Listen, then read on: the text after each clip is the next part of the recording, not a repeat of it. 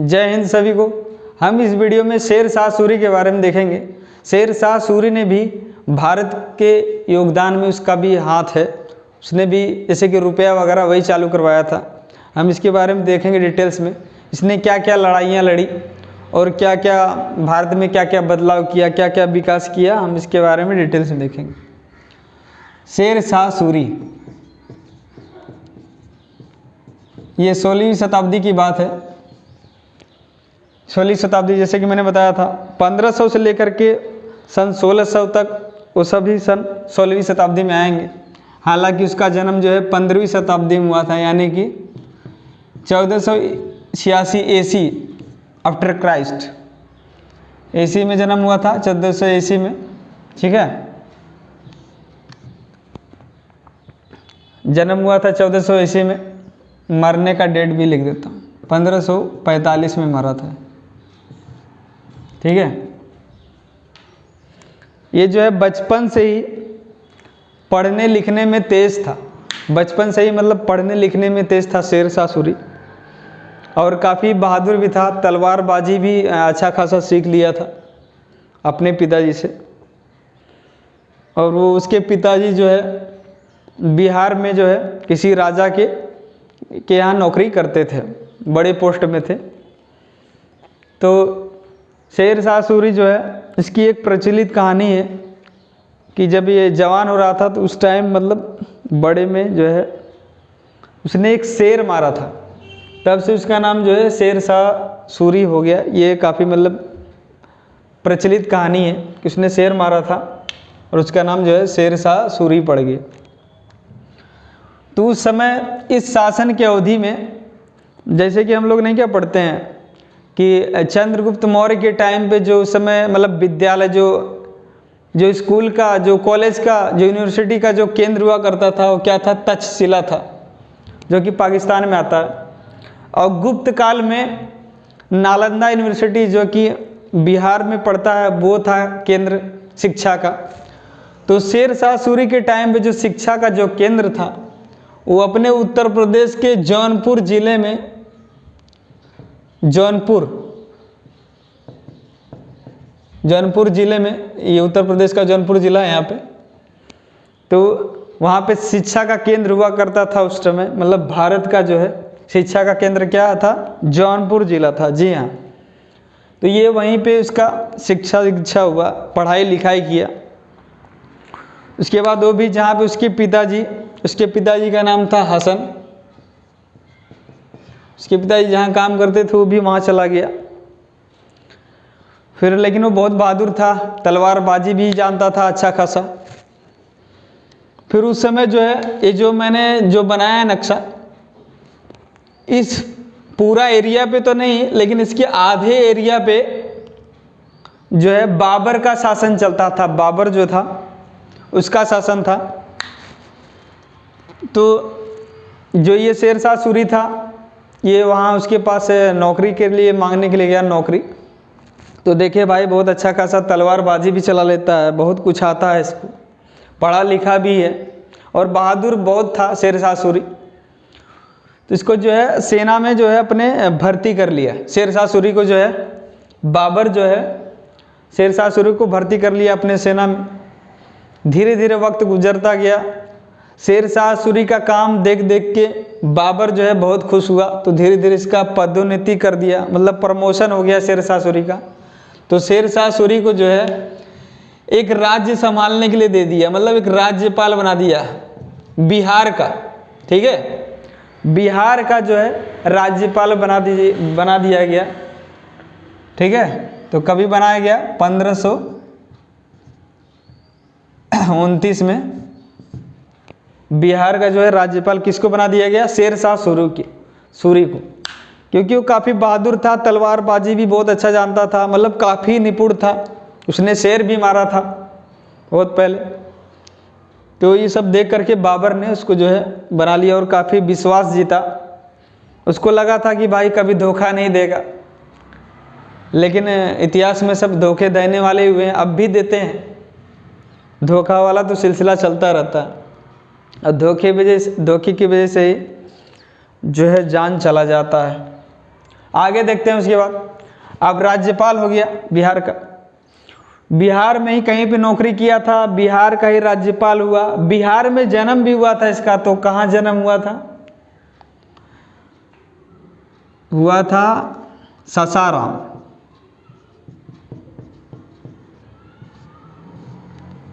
ठीक है, सासाराम में जन्म हुआ था इसका। तो सासाराम में जन्म हुआ था, वहीं पे इसका फिलहाल समाधि भी है, मतलब उसका मकबरा जो है वहीं पे है। मकबरा वाला बात बताऊंगा लास्ट में। तो बिहार में ही जन्मा, वहीं पे किसी राजा के यहाँ नौकरी किया, फिर जो है सेनापति बना, फिर बाद में जो है बाबर जो है उससे खुश होकर के बिहार का जो है राज्यपाल बना दिया। बाबर के मरने के बाद में हुमायूं जो उसका लड़का था, ये शासन संभाला किसका? बाबर का। जाहिर सी बात है भाई, वोटिंग सिस्टम तो होता नहीं था, तो राजा मरेगा तो उसका लड़का ही शासन संभालेगा, है कि नहीं? उस समय जो राजा जब मरता था तो उसका बेटा ही शासन संभालता था, बेटा नहीं रहता था तो उसका भाई संभालता था, मतलब खानदान में ही कोई ना कोई रहता था। तो हुमायूं संभाला। अब भाई हुमायूं को रेडीमेड मिला था, बाबर मेहनत करके सब बनाया था, हुमायूं को रेडीमेड मिला था, उसको उतना राजनीति का ज्ञान नहीं था। उसको क्या पता था कि मेरे पिताजी ने जिसे राज्यपाल चुना है वो हमसे ही युद्ध कर लेगा, उसको क्या पता था हुमायूं को? तो हुमायूं पूरा देश का, इतने देश का राजा था जो मैंने बनाया एरिया इंडिया का, इतना ये भाग, इससे थोड़ा कम ही। तो हुमायूं शासन करता था। और बिहार का राज्यपाल कौन था?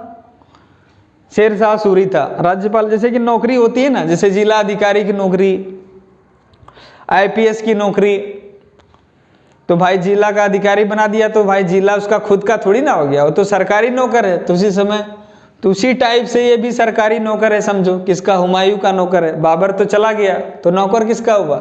हुमायूं का नौकर हुआ। ठीक है, तो हुमायूं जो है घूमने चला गया था। ठीक है, कभी घूमने गया था? 1538 में। 1538 में जो है हुमायूं जो है घूमने चला गया था कहीं बाहर। ठीक है, कहीं बाहर घूमने चला गया था। तो अब देख रहे किसकी जिम्मेदारी आ गई? शेरशाह सूरी। अब शेरशाह सूरी अब राज्यपाल था, अब भाई कंट्रोल कर रहा है पूरे राज्य को।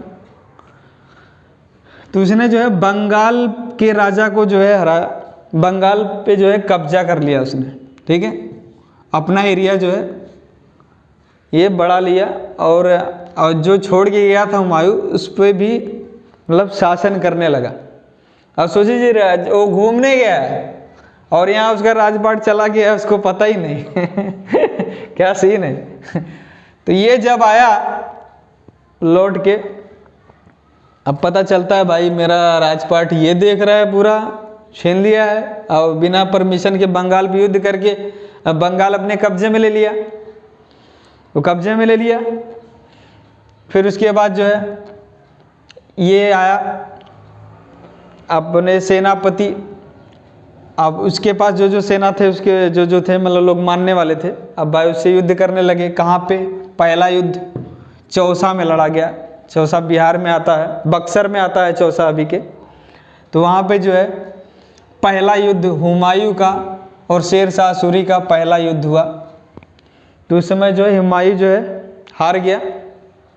ठीक है, हार गया, वो फिर चला गया हार के।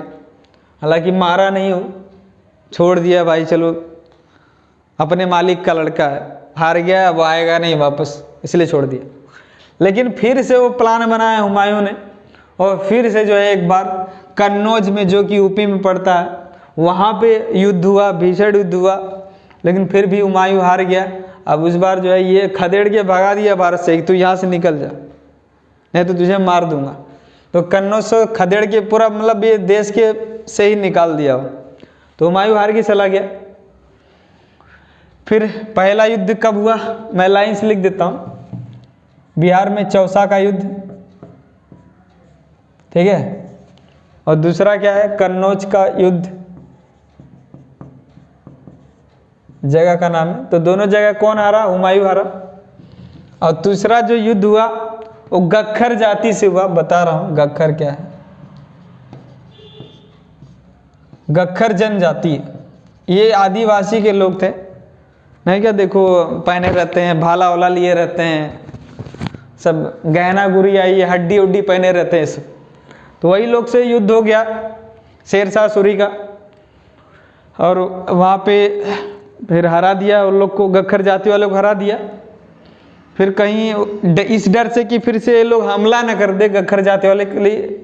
गख्खर जाति मतलब बहुत खुखार थी, खतरनाक थी, तो वो राजा बड़ी मुश्किल से हराया। उसके बाद यहाँ पे एक किला बनवाया। किला इसलिए बनवाया ताकि ये लोग फिर से हमला न कर दे, गख्खर जाति वाले, ताकि ये फिर से हमला न कर दे, इसलिए यहाँ पे एक किला बनवा दिया शासन चलाने के लिए। ठीक है, तो तीसरा युद्ध कहाँ पे हुआ? गख्खर जाति के। तो ये गख्खर जाति कहाँ पे थी? ये झारखंड और छत्तीसगढ़ के मतलब बॉर्डर पे एकदम पड़ता है अभी के फिलहाल। चौथा जो युद्ध हुआ वो मालवा में हुआ। मालवा मध्य प्रदेश में आता है अभी के।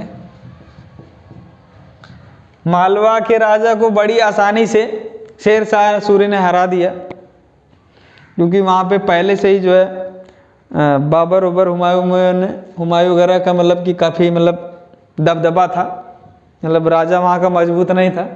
तो मालवा के राजा को आसानी से जो है हरा दिया शेरशाह सूरी ने। और पांचवा युद्ध देखेंगे। पांचवा युद्ध जो है रायसीन का युद्ध था। रायसीन का जब युद्ध हुआ, कहते हैं रायसीन का जो राजा था ना वो बहुत खतरनाक था, मतलब उसको हराना इतना आसान नहीं था। तो जब आसान नहीं था तो कैसे हराया? तो छल कपट से शेरशाह सूरी ने रायसीन के राजा को हराया। छल कपट से कैसे? कि भाई न्योता भिजवाया था कि मैं आ रहा हूँ, गिफ्ट लेके आ रहा हूँ, तुम्हारे लिए मिलने आ रहा हूँ, तुमसे संधि करूँगा। अब पीछे के दरवाजे से घुस के ख़त्म कर दिया, मतलब इसको धोखे से हराया। तब से जो है शेरशाह सूरी पे जो है एक कलंक लग गया। तो कलंक किस युद्ध से लगा? तो रायसीन के युद्ध से। रायसीन का जब युद्ध हुआ, रायसीन भी मध्य प्रदेश में आता है, तो जब इसके राजा को जब हराया रायसीन के, तो भाई छल कपट से हटाया। तभी से जो है उसके राजा के ऊपर, शेरशाह के ऊपर एक कलंक लग गया कि भाई छल कपट से ये जीतता है ये बंदा। ठीक है, छल कपट से जीता। अब जब इंसान छल कपट करता है तो उसका विनाश वहीं से चालू हो जाता है। अब देखिए आगे क्या होगा। छल कपट से जीता है, ऊपर वाला भी देख रहा है भाई तू छल कपट से जीता है ना, तू भी हारेगा। तो आगे देखते हैं क्या होता है। अब भाई छल कपट से जीता है, अब यहाँ से इसका विनाश चालू हो जाता है। अब भाई मेवाड़ का युद्ध होता है। मेवाड़ कहाँ पे? अभी के राजस्थान में है। मेवाड़ का जो है वो भी राजा जो है रायसीन के राजा की तरह वो भी थोड़ा शक्तिशाली था, लेकिन हालांकि छल कपट से यहाँ पे जीता नहीं, लेकिन जीता, लेकिन छल कपट से नहीं जीता। कैसे जीता? बहुत सारा मतलब पूरा शक्ति लगा दिया शेरशाह सूरी ने, अपना तोप गोला बारूद जो भी था हथियार सब लगा दिया, तब जाके मेवाड़ से जीत पाया। मेवाड़ के राजा को तब जाके हरा पाया, मतलब पूरी ताकत लगा दिया सब उसका, मतलब बहुत उसका आधा से ज़्यादा मतलब उसका हथियार जो है यहाँ पे ख़त्म हुआ। और भाई खोदा पहाड़ निकला चुहिया वाली बात हो गई। अब हराया, लेकिन मिला क्या? उसको लगा कि राजस्थान में बहुत बड़ा सोना चांदी है, लेकिन क्या मिला उसको? रेगिस्तान, धूप, यही सब मिला उसको। गेहूँ यही सब मिला, बाजरा मिला उसको। तब उसने बोला, उसने एक बात कही थी, मैंने एक मुट्ठी बाजरे के लिए पूरा हिंदुस्तान खो दिया। इसका मतलब ये नहीं कि हार गया पूरा हिंदुस्तान, मतलब जितना उसने दम लगाया कि मेवाड़ को जीत लूँ, उतना अगर और कहीं पूरा भारत में मतलब लगा देता तो और जगह भी जीत लेता, उसका ये मानना था। क्योंकि उसका आधा से ज़्यादा हथियार जो है ख़त्म हो गया था, सैनिक भी उसके बहुत सारे मारे गए थे। तो उसको लगा कि भाई अगर मैंने पूरा ये इतना ताकत और जगह लगाया तो आसानी से जीत गया होता मैं, और ये सब एरिया। उसने क्या कहा? मैंने एक मुट्ठी बाजरे के लिए हिंदुस्तान खो दिया, ये उसने एक डायलॉग बोला था। ठीक है, तो मेवाड़ का युद्ध समझ में। अब देखते हैं रायसीन का, सॉरी रायसीन का तो हो गया, 1 2 3 4 5 6 हो गया। अब लास्ट कलिंजर बचा है। ये कलिंजर उसका लास्ट एकदम अंतिम लड़ाई था। अब यहाँ से तो भाई रायसेन के टाइम पे तो भाई वो छल कपट कर ही चुका था, वहाँ से देखिए विनाश होना चालू हो गया। अब आधा से ज़्यादा उसका सैनिक खत्म और उसका वो गोला बारूद भी खत्म। अब लास्ट लड़ाई क्या है? कालिंजर। कालिंजर अभी के कौन से स्थान में है? तो अभी के जो है मध्य प्रदेश में ही है। तो कालिंजर का जो युद्ध है वो बड़ा इंटरेस्टिंग है। कालिंजर का जो राजा था उसके दरबार में जो एक नचनिया थी, नचनिया मतलब डांसर होता है ना, वो नचनिया। तो नचनिया बहुत फेमस थी पूरा इंडिया भर में। कालिंजर की जो है नचनिया थी एक, मतलब बहुत फेमस थी वो। तो जो शेरशाह सूरी है ये भाई मेवाड़ जीता हुआ था नया नया, ये सब जीत के देखो कितना बड़ा बना लिया था। बंगाल जीता, मेवाड़ जीता, मालवा जीता, रायसेन जीता, कौनौज जीता, सब जीत लिया। इधर देखो पाकिस्तान भी थोड़ा जीत लिया। तो कालिंजर के राजा को बोलता है मुझको नचनिया जो है ना वो दे दो। तो भाई उस समय यूट्यूब वगैरह तो था नहीं, नेट था ही नहीं। तो कालिंजर बोला देखो भाई यूट्यूब वगैरह नेट तो है नहीं तो हम कैसे हम डांस सुनेंगे, हम तुमको नहीं दे सकते यार। यही तो एक ही चीज़ तो है हमारे पास, कालिंजर छोटा सा है और ये एक ही तो है नचनिया हमारे पास दिल बहलाने के लिए। तो शेरशाह सूरी बोले नहीं हमको नचनिया चाहिए ही चाहिए। तो कालिंजर बोला नहीं हम नहीं देंगे। तब जो है मार हो गया नचनिया के लिए मार हो गया, सोचिए जरा नचनिया के लिए मार हो जा रहा है। इतिहास में ऐसी ऐसी घटना आप लोग देख सकते हैं कि मतलब कुछ भी हो जा रहा है, किसी भी चीज़ के लिए मार, घोड़ा के लिए मार कर ले रहे हैं, हाथी के लिए मार कर ले रहे हैं, किसी के लिए भी। यहाँ पे नचनिया के लिए मार हो जा रहा है, आप देख सकते हैं।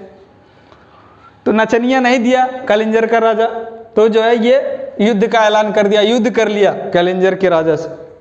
अब भाई ये भी अपना सेना उना लगा लिया, ये भी अपना, इसका आधा से ज़्यादा तो सेना तो खत्म ही हो गया था आधा बारूद भी खत्म हो गया था, तो भी बचा खुचा तोप वगैरह बारूद वगैरह लेके गया। और कालिंजर के राजा से भीषण युद्ध हुआ। और शेरशाह का जो है तोप मतलब एक गोला ऐसा निकला, मतलब एक गोला ऐसा निकला कि वो जो है गोला जो है वो दीवार पे लड़ करके उसी के ही गोदाम में आके जा गिरा। किसका बम? तो शेरशाह सूरी का जो बम था, बारूद था, मतलब दीवार पे लग करके उसके ही गोदाम पे जो है आ गिरा और जिसमें इसकी मृत्यु होगी। शेरशाह सूरी जो है वहीं पे ये मर गया। तो कब मरा भाई? 1545 में मर गया कमाल है यार, नचनिया के लिए मार करेगा तो मरेगा ही ना, है कि नहीं? ठीक है, तो ये 7 युद्ध किया, चौसा, कन्नौज, हुमायूं को हराया दोनों जगह, गखर जनजाति से लड़ा, गखर जनजाति को हरा करके वहीं पे एक किला बनवाया, फिर मालवा में लड़ा, मालवा में आसानी से लड़ गया, फिर रायसेन को जो है रायसेन के राजा को छल कपट से हराया, मेवाड़ में हराया राजा को।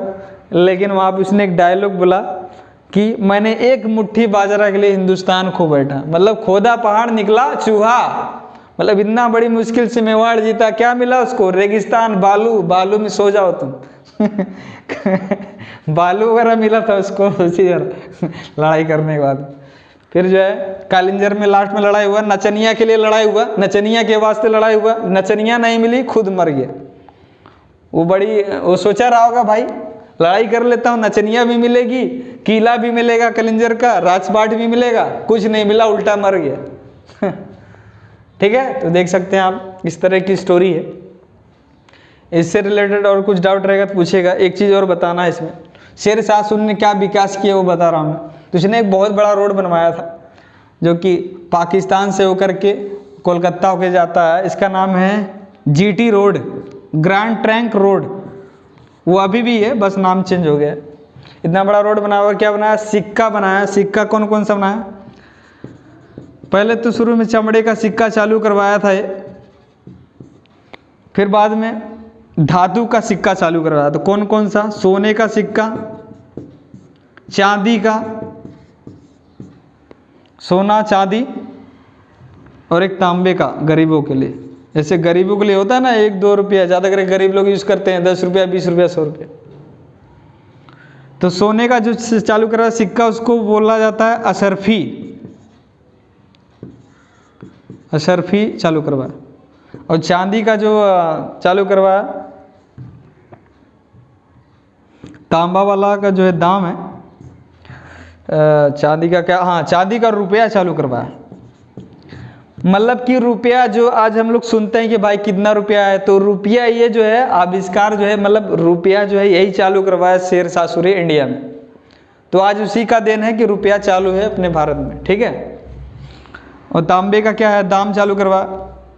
और सोने का क्या, अशरफी। नहीं क्या बड़े बड़े उद्योगपति रहते थे उस टाइम, मतलब बड़े बड़े बिजनेसमैन लोग, तो लोग अशरफी में लेन देन करते थे। अब भाई जैसे कि ज़मीन खरीदना है, अगर दाम देंगे, अगर रुपया देंगे तो ज़्यादा देना पड़ेगा, अगर अशरफी देंगे तो कम ही देना पड़ेगा। जैसे मान लो मुझे बंगला लेना है, मान लो 100 अशरफी का एक मुझे घर मिल रहा है, तो 100 अशरफी दे के ले लूँगा। अगर रुपया देना है तो भाई दो 1000 रुपया दो, अगर दाम देना है तो भाई दो 50,000 दाम दो। तो मतलब देख सकते हैं ये कैटेगरी थी, मतलब अशरफी जो है अमीरों के लिए, रुपया मिडिल कास्ट, दाम जो है गरीबों लोग ज़्यादा यूज़ करते थे ऐसा। तो इसने जो पटना जो नाम है ना उसी का देना है। पाटलिपुत्र हुआ करता था, पटना का नाम पाटलिपुत्र, तो इसी ने नाम बदल करके पटना रख दिया, ठीक है। ये बहुत इंपॉर्टेंट सवाल है। पटना नाम इसी ने रखा था बदल करके, पाटलिपुत्र से पटना नाम रखा था, ठीक है। इसका मौत कहाँ हुआ, मौत कहाँ हुआ भाई, कलिंजर में।